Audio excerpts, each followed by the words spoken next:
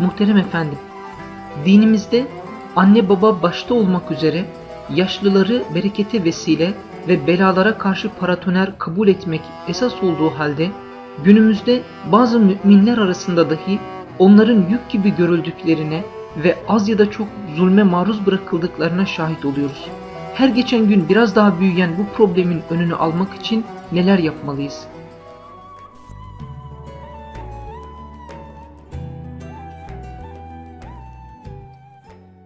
Hazreti Üstad'ın da ifade ettiği gibi bir yerde bu mesaj, bu külliyat, bu hakaiki imaniye ve Kur'aniye asırlardan beri rehnedar olan bir kaleyi tamir ediyor diyor. Öyle bir kale ki başta bu kalenin işte bazı yerleri iman-ı billah, marifetullah, muhabbetullah, imanun bil rusul, imanun bil kütüb, imanun bil kader, imanun bil haşr ve neşr hakikatlarıyla alakalı. Bütün bunlar zir-ü zeber olmuş, yıkılmış. Kimse inanmıyor onlara, değer vermiyor. İnanmama ve değer vermeme grupları oluşmuş. Ve bunlar cemiyetler teşkil etmişler. Ve kendilerine bir şey dedirtmiyorlar. Hani burada belki daha levsiyat sayacağımız şeylerin de cemiyetleri var. Şey deyip geçelim onları. Ve bunlar kendi hukuklarını hukuk soğuda müdafaa ediyorlar, laf ettirmiyorlar. Her yerde mevcudiyetlerini devam ettirmeye çalışıyorlar ve her yerde var olmaya çalışıyorlar. Şimdi işte bu dalaletin, bağışlayın, bu sapıklığın, bu küfrün, bu ilhadın radyoaktif tesirinden müteessir olan İslam coğrafyası, onda da öyle işte erkan-ı imaniyeye mütalik her mesele zir-ü zeber edildi. En muhkem kalelerin duvarlarının yerle bir olması gibi. Yani bir taraftan onu dedikten sonra bir taraftan çok muhterem anne ve babaların hukukuna riayet edilmiyor. Yani bir o mevzuda Kur'an-ı Kerim'in bizim için hassasiyet ifade eden çok önemli bir hususu ve la tekul lehuma uff hakikatini düşünün. Bir diğer taraftan da böyle darbelenerek, vurularak, kırpalanarak kapı dışarı edilen, bakılmayan, önüne konan bir bardak çay veya işte bir çanak çorba, onu 50 defa zıkkımla ona yudumlatan evlatlar veya gelinler veya torunlar, anne baba, yani buna temas ediyor. O asırlardan beri rehnedar olan kalenin içindeki işte aksesuar mı diyelim, parçalardan biri mi diyelim, bölümlerden biri mi diyelim, önem arz eden kıymetli rükünlerinden, esaslarından biri mi diyelim, hiçbir şey sağlam kalmamış. Her şey yerle bir edilmiş, zir-ü zeber edilmiş. Okuduğunuz, okuyacağınız, okumaya çalıştığınız şeyler esasen işte böyle o asırlardan beri rehnedar olan kalenin restorasyonuyla alakalı. Yani duyguda, düşüncede insanları yeniden bir restorasyona veya ruhi varlıklar, iradi varlıklar olmaları itibariyle rehabilitasyona tabi tutarak yeniden onlara kendi özlerine ait manaları ve değerleri kazanılmaya çalışacaksınız.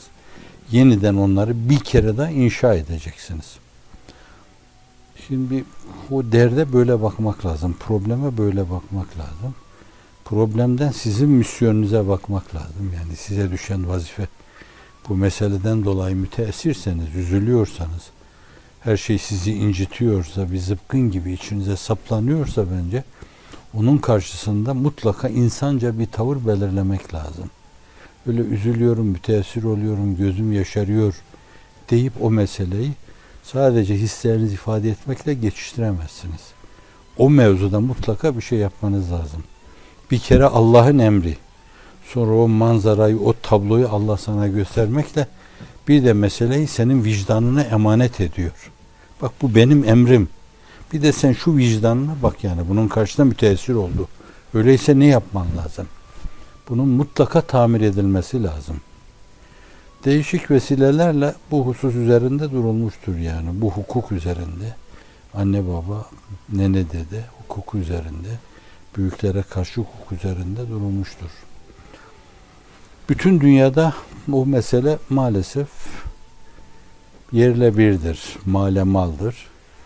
Yine azıcık böyle Oğuz'dan bahsetmek mümkünse şayet zannediyorum o bahtsız İslam coğrafyasında yine örnekler göstermek mümkün olabilir. Hala bazı kimseler hakikaten anne ve babalarına karşı saygılıdırlar. İtaat ediyorlardır. Öyle uf deme inceliğinde, dememe inceliğinde onlara karşı saygılarını ifade etmeseler bile tartaklamazlar. Açıktan açığa onlara karşı yüzlerini ekşitmezler, hırpalamazlar, incitecek söz söylemezler.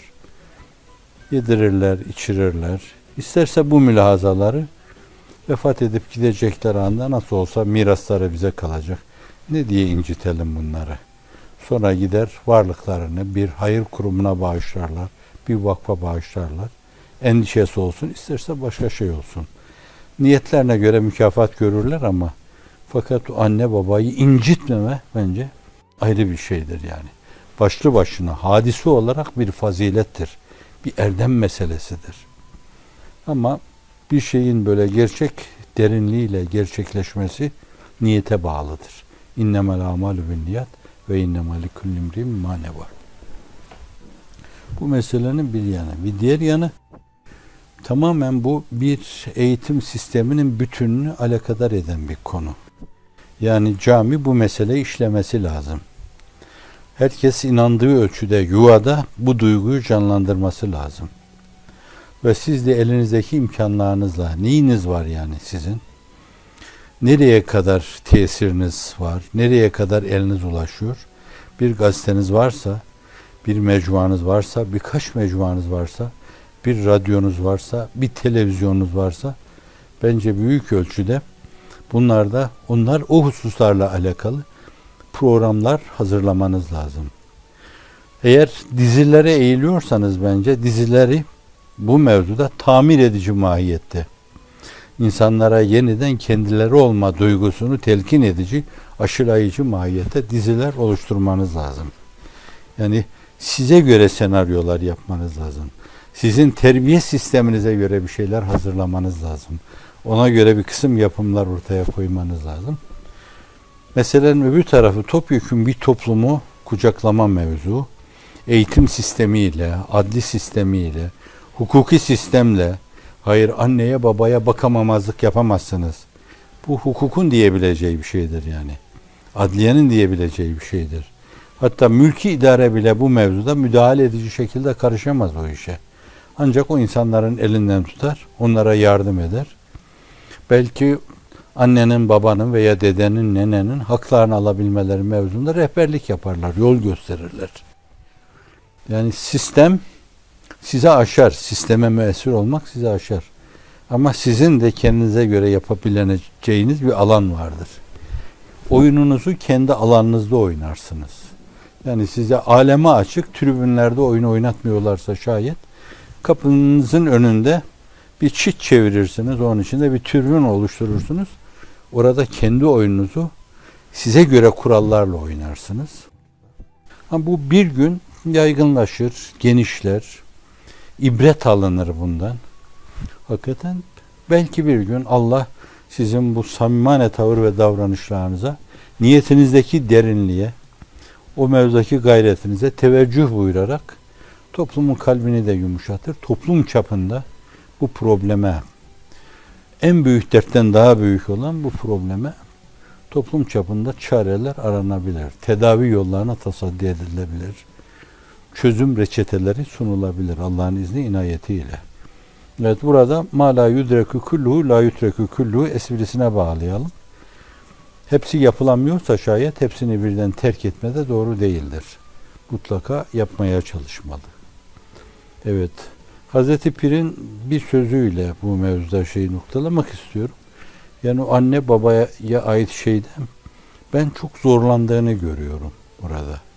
Böyle mantıki olarak ben daha ne desem ki, yani psikoloji açısından ne desem ki, pedagoji açısından ne desem ki, insan re'fetini, şefkatini tetikleyecek daha neler söylesem ki, diyor mesela, ben kasem ederim diyor.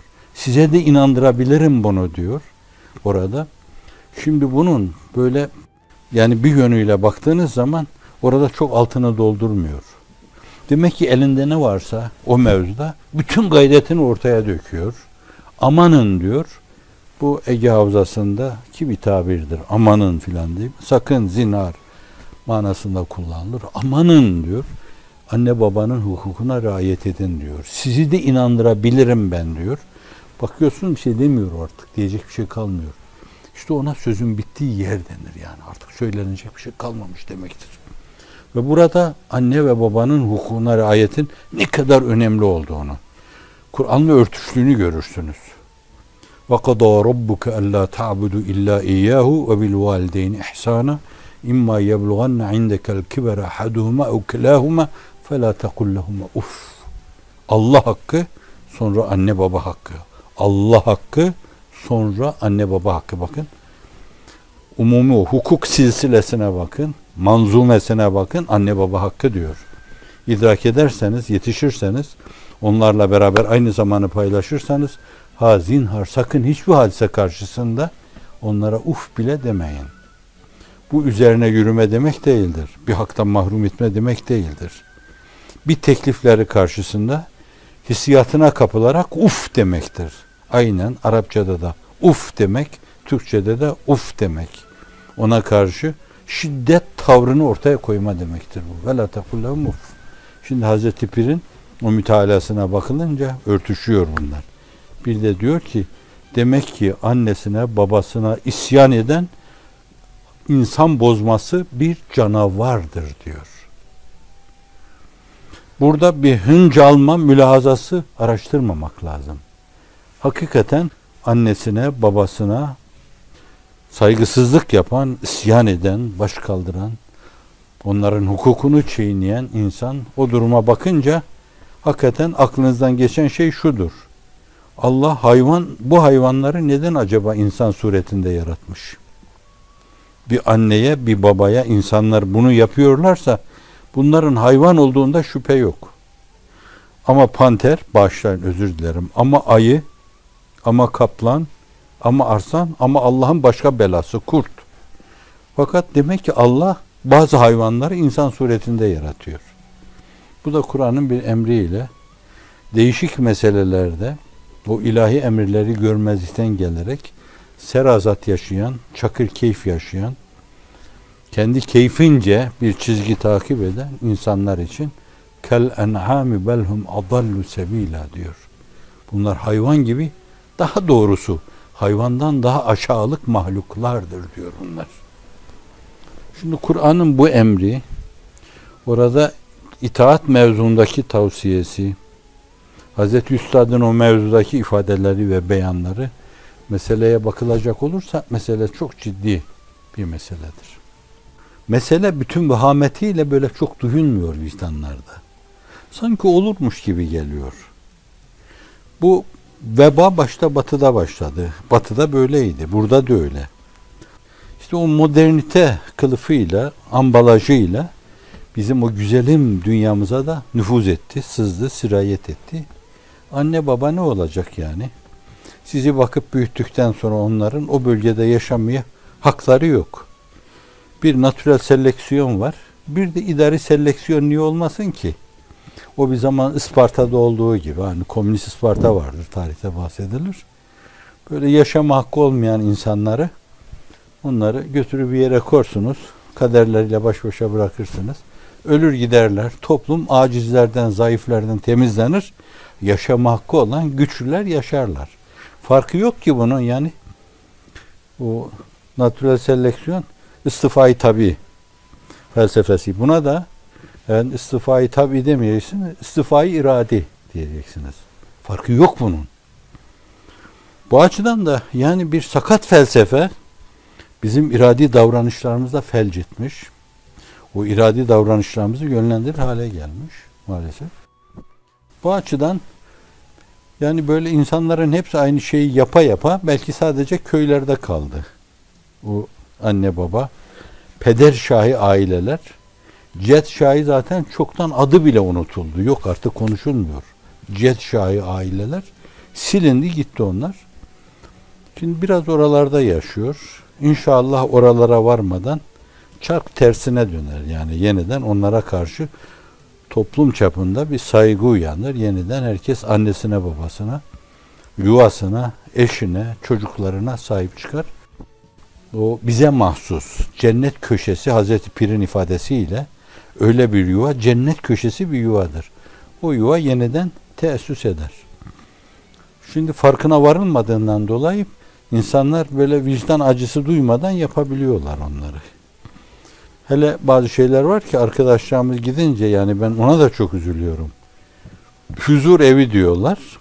Bu isim de esas aldatmaca bir isim. Metrukin yuvası. Darul metrukin demek oraya daha uygun. Evlatları tarafından, torunları tarafından, yakınları tarafından terk edilmiş derbederlerin başlarını soktuğu in manasına, yuva manasına Darul metrukin demek daha uygun. Yalan da söylüyoruz. Huzur evi ne demek? Huzur ne demek ya? Huzur bir insanın yaşadığı şey neyse, yaşadığı atmosferde zevk duyması, hazı manevi içinde bulunması, hayatı tebessümle karşılaması, onu tebessüm ettirecek hadiselerin çevresinde cereyan etmesi. Diyor ki adam, 3 bayram oldu, 4 bayram oldu, benim çocuklarım gelmedi bana diyor. Eşim de gelmedi diyor. Evlatlarım gelmedi diyor. Nasıl huzur bu? Ağlıyor hıçkıra hıçkıra. Çok teşekkür ederim diyor. Bu mektebin çocukları geldi bizi ziyaret etti. İçimize inşirah saldılar. Şimdi böyle bir ülke eğer dilimizi bedduaya alıştırmış olsaydık denecek şey şuydu. Yerin dibine bassın her şeyiyle. Fakat tel'ine bedduaya amin dememeye, tel'in bedduada bulunmamaya yemin ettiğimiz için demeyeceğiz onu. Allah ıslah eylesin. Allah ıslah eylesin. Bu canavar ruhları ıslah buyursun. Bu açıdan mesele çok ciddidir. Geriye dönelim. Yani bu mevzuda duyarlı, o işe uyanmış ne kadar insan varsa özür dilerim. El ayak hareketlerim de biraz konunun hislerime dokunması mevzuyu yönlendiriyor. O mevzuda elimde olmuyor bazı şeyler. Çok defa aklımdan geçti ki böyle kollarımı birer kementle buralara bağlasam da meseleyi sadece dile emanet etsek, dil dudak meseleyi onunla halletsek de fakat elimde değil. Heyecanım oraya vurunca zannediyorum o kolun, o kemeri de kırarım yani ben bu vaziyette. Biz kendi alanımız içindeki şeyleri yapalım, örnek olma işini temiz vicdanlara bırakalım, tesiri Cenab-ı Hakk'a bırakalım. Hazreti Ruhu Seyyidül Enam'a sığınalım. Yeniden o dünyayı, bu harabe dünyayı işte kendisine benzeyen bir hale getirsin dileyelim ondan. Hakikaten anne, baba, büyükler metruktur. Ve bu fena ahlak, bağışlayın, hayvani ahlak yaygındır. Gerçekten huzur evleri tesis etseniz, böyle villalar yapsanız, denizlerin kenarlarında, boğaz içinde onlara yalılar yapsanız, kayıklar indirseniz oraya, onlara denizin içinde yüzme imkanları da verseniz, evlatlarının, çevrelerindeki insanların onlara soluklattığı o huzuru, o hazzı maneviyi, o ruhani zevki onlara veremezsiniz. Veremezsiniz. Cennete bile götürüp koysanız, dünyanın binlerce mesudane hayatı bir saatine mukabil gelmeyen cennete bile götürüp koysanız, o yalnızlık içinde onlar ızdırap çekerler, huzur duymazlar. İnsani hisleriyle oraya girmişlerse. Bu açıdan da asıl mesele yeniden yuvamızın tesisidir bizim. Kendi yuvamızın, kendi düşüncemizin ihyasıdır, inşasıdır. Yıkılmış o toplumun yeniden inşasıdır. Kendi ruh abidemizin ikamesidir. Asıl mesele odur. Bunu biz duyuyorsak, vicdanımızda azıcık duyuyorsak, ben şahsen ona sevinirim. İhya etmek üzere, inşa etmek üzere bir basubadel mevt gayreti başlamış demektir. Bir diriliş süreci başlamış demektir. Herkes vicdanında onu hissediyorsa. Anam. Evet. Yani keşke babam, annem benim yanımda olsaydı da burada ve yürümeme gibi bir problemler olsaydı, Allah onlara hizmet etme imkanı verdiğinden dolayı burada onları sırtıma alsaydım, yatacakları yere çıkarsaydım, sonra yemek yiyecekleri zamanda tekrar sırtıma alsaydım, yemek masasına götürseydim, yemeklerini yedikten sonra da böyle yapsaydım, başka bir emriniz var mı, yapacağınız bir şey var mı deseydim, yok evladım, Allah seni firdevsiyle sevindirsin dedikten sonra da bir de ellerini alıp öpseydim, başıma koysaydım, bir emriniz olursa şayet, sözde utanıyorsanız bana, bir imada bulunun, taklak atarak gelirim deme imkanı olsaydı. Yani birileri meseleye bu seviyeden eğer yaklaşıyorsa, ben o vetirenin başladığına inanarak ümitleneceğim. Ama biz de vicdanımızda o yıkılışı, o harabiyetin, o tezelzülün acısını hala duymuyorsak, bir süre daha beklemek icap edecek zannediyorum. Allah Celle Celaluhu bir yerde, yani anne babanın hakkı orada, yani anne baba olarak ihtiyaçtan dolayı, zaruretten dolayı. Bak, inanma mevzunda Allah'a inanma, peygamberimize inanma, Kur'an'a inanma, haşr-ı neşre inanma.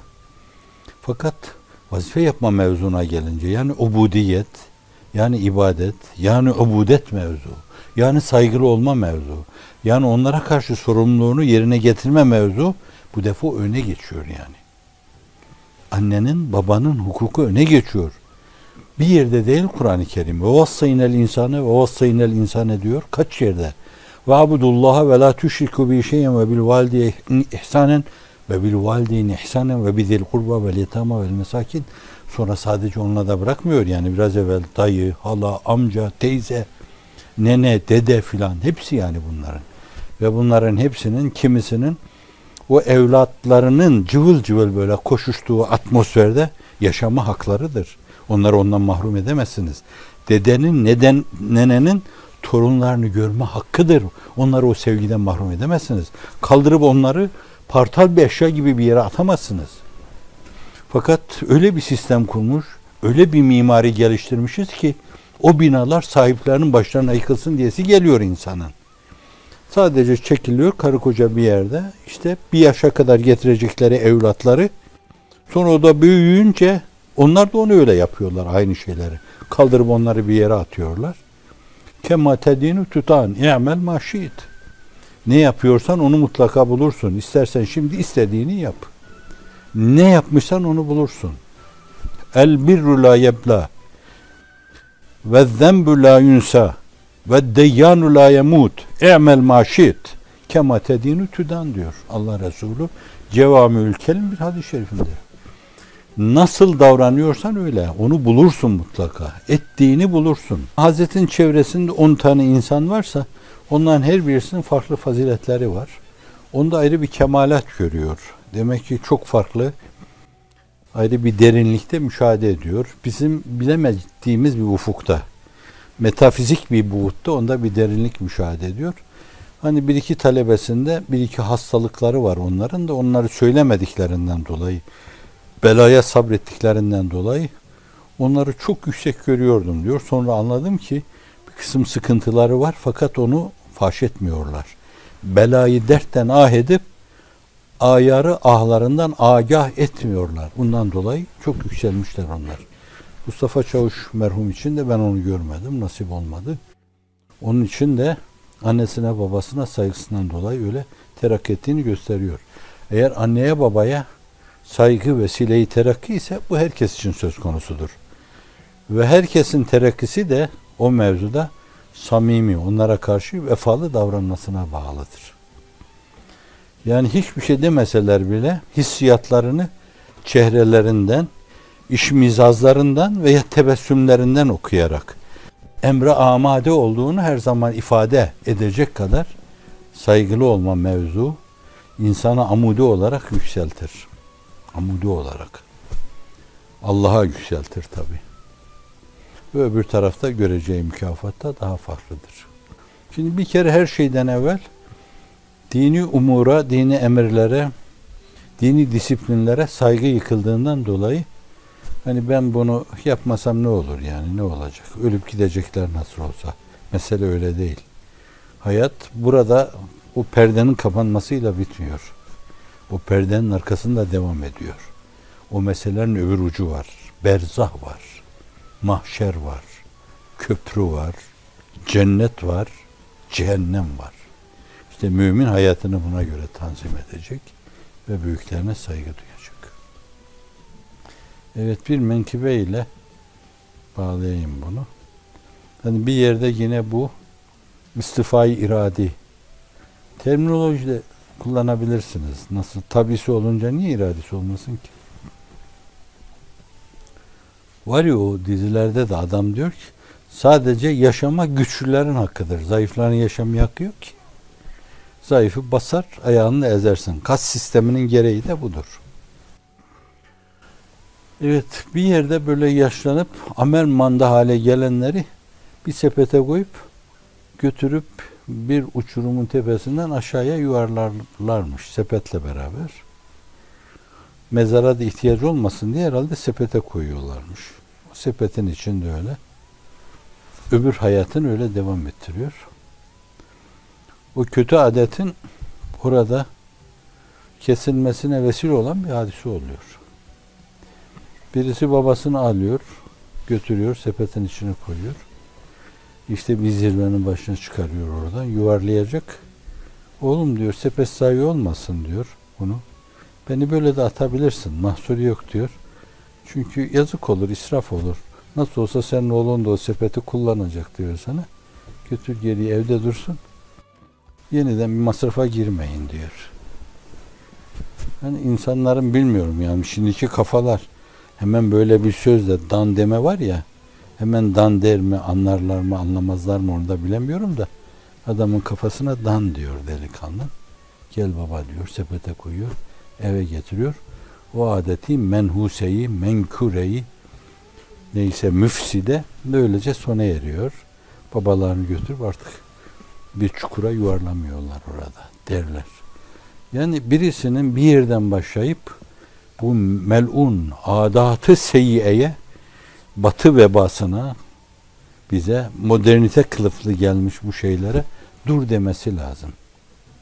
Ve bir kere de Allah'ın izni ve inayetiyle eğer bu dur diyenlerin sayısı çoğalırsa iş tersine dönebilir. Yani cahiliye dönemi düşünün ki bir dönemde yaşanıyor. Çok yerde o zaman. Hani Mekke'de yapıyorlar mıydı, herkes yapıyor muydu ayrı bir mesele. Öyle olsaydı kimse dünyaya gelmezdi. Onlar da çocuklarını diri diri gömenler de var. Kur'an-ı Kerim kaç yerde ayetiyle ifade ediyor onu. Bir ar meselesinden dolayı, bakamama meselesinden dolayı bir yerde وَلَا تَقْتُلَ اَوْلَادَكُمْ خَشْيَةَ اِمْلَاقٍ, bir yerde de وَلَا تَقْتُلَ اَوْلَادَكُمْ مِنْ اِمْلَاقٍ نَحْنُ نَرْزُقُكُمْ وَاِيَّهُمْ diyor. Rızkı veren biziz diyor. Bakma görme korkusu, ar korkusu, biriyle evlenir, o bir yönüyle benim kas sistemindeki basamağıma uygun gelmeyebilir. Dun olur. Hani derler ya, kızı kendi gönlüne bırakırsan davulcu zurnacı. Onlar da o mülazayla. Neme lazım? Deni bir insanla, densiz biriyle evlenir, izdivaç yapar. Oysa ki öyle değil yani. Ben aristokrat bir insanım falan gibi mülazalarımı neyse. Şimdi bu adetler öyle yaygın ki, içki öyle yaygın ki, o üryan yaşama öyle yaygın ki Kabe'yi bile öyle tavaf ediyorlar. Yani akla hayale gelmedik o şeyde imalarla geçiyor Hazreti Üstad 19. sözde. Reşalarda imalarla geçiyor. Tasrih etmiyor. Çünkü kendi disiplinleri açısından batılı fevkalade tesvir safi zihinleri idlal eder diyor. Safi zihinleri idlale badi olabilecek şekilde tasvir etmiyor onu ama fakat imalarından anlıyorsunuz onu. Akla hayale gelmedik şeyler işleniyor. Akif de aynı şeye temas ederken sırtlanları geçmişti beşer yırtıcılıkta, dişsiz mi bir insan onu kardeşleri yerdi. Ve sonra da imamların dediği gibi musallaya kur, kişi niyetine derdi. Şimdi böyle bir toplumda çok ciddi bir gayret birdenbire o toplumu medeni ümeme yine Hazreti Üstad'ın ifadesiyle muallimlik yapabilecek kıvama getirdi. Yani burada ümitsizliğe düşmemek lazım. Bu meselede öyle bir devrilme yaşanıyor ki bunu nasıl düzelteceğiz falan dememek lazım. Her şeyin günde günde üzerine devrildiği dönemde o zat hiç ümidini kaybetmemiş yani. Eşref Edip Bey bir yerdeki o mülakatında söyler. Yani herkes devrildi. Herkes yıkıldı. Kıtmir'in ifadesiyle yani o külliyattan hiçbir olmasaydı, laikalar da olmasaydı o adam hiç tavrını değiştirmeden böyle o dimdik duruşu var ya ders olarak bize yeterdi o. Çok önemli. Şimdi o dönemde ümitli olmak çok zor. İster materyalist mülahazaların hakimiyeti, naturalist mülahazaların hakimiyeti, evlüsyon düşüncesinin bütün ilim camiasını sarması, isterseniz bir tecebbürün, bir tahakkümün, bir tasallutun, bir tagallübün o insanları ezmesi, preslemesi, kimsenin kendisini ifade etmesine fırsat verilmemesi karşısında herkes devrilmiş ama fakat o dimdik durmuş Allah'ın izni inayetiyle. Bence bizim için bir ders olmalı. Bir yerinden tutup bu işi başlatmalı Allah'ın izni inayetiyle. Bir menhus adete son demeli. Bir şahsi hatıramı da anlatmama müsaade eder misiniz? Bir hizmete böyle gitme mevdudunda belki hani gitmemi istemiyordu annem babam. Ama siz de öyle yani. Meselesini ister mi annem babam? İstemezler de fakat ikna ederseniz yani. İsterler ki dizeğin dibinde oturasın böyle.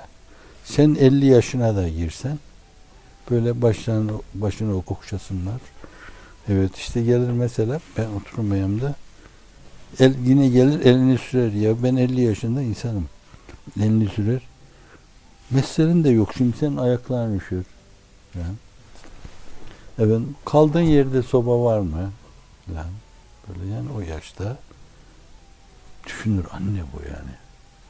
Dizinin dibinde olmanı çok arzu edersen fakat onları rencide etmeden, incitmeden din adına yapacağın şeyi de öyle yapman lazım yani. Yapıp Allah'ın izni inayetiyle ortaya koyduğun şeylerle ya gitti ben hasret yaşıyorum ama fakat yapılan şeyler de görmezlikten gelinecek şeyler değil. Onu dedirtmeli. Onun gönlünü almalı, memnun etmeli. Fakat bir şey var ki ben kendimi affetmiyorum yani. Kendimce benim cürüm saydığım. Ben bunu şundan dolayı söylüyorum. Hani başkalarının ötesinde veya berisinde nesi varsa biraz düşünsün, mülazaya alsın. Şekeri vardı ve ben ondan tevarüs etmiştim. Bak bir şey o. Elimde olmayarak dedim. Keşke dilim kurusaydı demeseydim. Böyle öyle şekerime üzülüyor. Kendisinde var yani. Kendisinin şekeri var. Bakıyorsun yüksek. Dedim anne ne yapayım dedim yani işte sen de var bana geçmiş. Öyle üzüldü. Yani Allah canımı alsaydı benim şekerim hay olan dilim kopsaydı demeseydim böyle kendi kendime. Şimdi buna bağlı bir başka gün hakikaten gelinleri kızları gibi baktı ona. Haksızlık yaparız. Diyor ki anne diyor bu hamur işlerini çok yeme bu şekeri yükseltir diyor. Ona gönül koymuş. Ben de o esnada evdeyim. Biraz benim yüzüme baktı ben müdafaa edeyim kendisini. Ya hamurla olmaz diyeyim. Ben de böyle orada şu anda kullandığım ifadeyi bilmiyorum. Anne gelin doğru söylüyor gibi filan. Öyle bir üslup kullandım. Acı yüzüme baktı. Gözleri doldu. Bakın o 93 15 sene geçti aradan. Ne zaman aklıma gelse bu yerin dibine batası ahlaksız herif. Sen orada annenin hatırını şey yapamadın. Ve affetmiyorum kendimi. Affetmiyorum. O beni affetti mi bilmem. Evet size bir şey ifade ediyorsa etsin bu. O kadar. Orada benim için ne kadar bir cürüm görürsünüz bilemiyorum. Onun için. Fakat niye öyle bir meselede ben onun yanında yerimi almadım? O orada haksız dahi olsa ben onun müdafi olmalıydım. Onun hissi. hakkının üstünde hak olamaz. Onların haklarını eda edemeyiz. Hakları azizdir, Allah hakkından sonra gelir. Ve ben kendimi affetmiyorum, sizin için ne ifade ediyorsa etsin. Mektup yazın, telefonla konuşun, bir emrin var mı deyin. Burada öyle hizmet oluyor. Size öyle çok dua edenler var ki, siz bu dualarla rampadaki insanlar gibi amude olarak Allah'a yükselirsiniz deyin.